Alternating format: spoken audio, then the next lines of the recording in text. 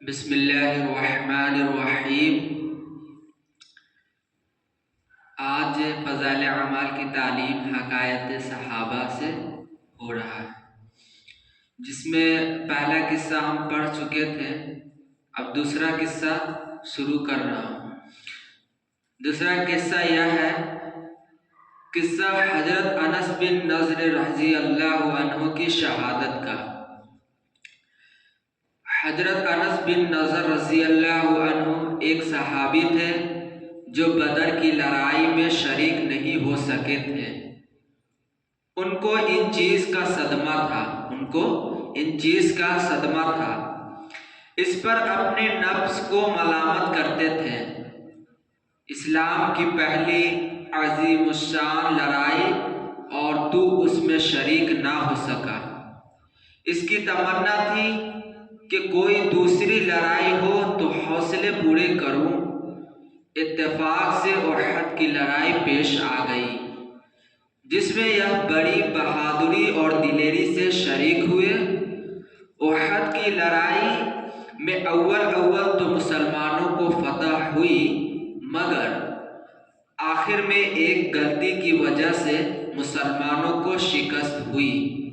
وہ غلطی یہ تھی کہ حضور اکرم صلی اللہ علیہ وسلم نے کچھ آدمیوں کو ایک خاص جگہ مقرر فرمایا تھا کہ تم لوگ اتنے میں نہ کہوں اس جگہ سے نہ ہٹنا، کہ وہاں سے دشمن کے حملہ کرنے کا اندیشہ تھا۔ جب مسلمانوں کو شروع میں فتح ہوئی تو کافروں کو بھاگتا ہوا دیکھ کر یہ لوگ بھی اپنی جگہ سے یہ سمجھ کر ہٹ گئے کہ اب جنگ ختم ہو چکی ہے۔ اس لیے بھاگتے ہوئے کافروں کا پیچھا کیا جائے اور غنیمت کا مال حاصل کیا جائے۔ غنیمت کا مال اسے کہتے ہیں یعنی جو جہاد میں حاصل ہو، جہاد میں جو حاصل ہوتا ہے مال، اسی کو غنیمت کا مال کہتے ہیں۔ غنیمت کا مال حاصل کیا جائے۔ اس جماعت کے سردار نے منع بھی کیا کہ حضور صلی اللہ علیہ وسلم کی ممانعت تھی، تم یہاں سے نہ ہٹو، مگر ان لوگوں نے یہ سمجھ کر کہ حضور صلی اللہ علیہ وسلم کا ارشاد صرف لڑائی کے وقت کے واسطے تھا، وہاں سے ہٹ کر میدان میں پہنچ گئے۔ بھاگتے ہوئے کافروں نے اس جگہ کو خالی دیکھ کر اس طرف سے آ کر حملہ کر دیا۔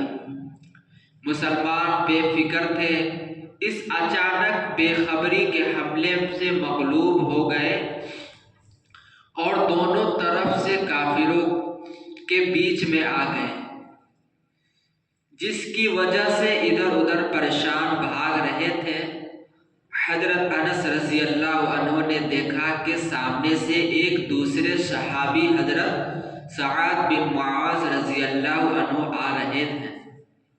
ان سے کہا کہ اے سعد، کہاں جا رہے ہو؟ خدا کی قسم، جنت کی خوشبو احد کی پہاڑ سے آ رہی ہے۔ یہ کہہ کر تلوار تو ہاتھ میں تھی ہی، کافروں کے ہجوم میں گھس گئے اور اتنے شہید نہیں ہو گئے، واپس نہیں ہوئے۔ شہادت کے بعد ان کے بدن کو دیکھا گیا تو چھلنی ہو گیا تھا۔ 80 سے زیادہ زخم تیر اور تلوار کے بدن پر تھے۔ ان کی بہن نے انگلیوں کے پوڑوں سے ان کو پہچانا۔ فائدہ: جو لوگ اخلاص اور سچی طلب کے ساتھ اللہ کے کام میں لگ جاتے ہیں، ان کو دنیا ہی میں جنت کا مزہ آنے لگتا ہے۔ یہ حضرت انس رضی اللہ عنہ زندگی ہی میں جنت کی خوشبو سونگھ رہے تھے۔ اگر اخلاص آدمی میں ہو جائے تو دنیا میں بھی جنت کا مزہ آنے لگتا ہے۔ میں نے ایک معتبر شخص سے جو حضرت اقدس مولانا شاہ عبد عبدالرحیم صاحب رائے پوری رحمہ اللہ کے مخلص خادم ہیں۔ حضرت رحمہ اللہ کا مقولہ سنا ہے کہ جنت کا مزہ آ رہا ہے۔ فضائل رمضان میں اس قصے کو لکھ چکا ہوں۔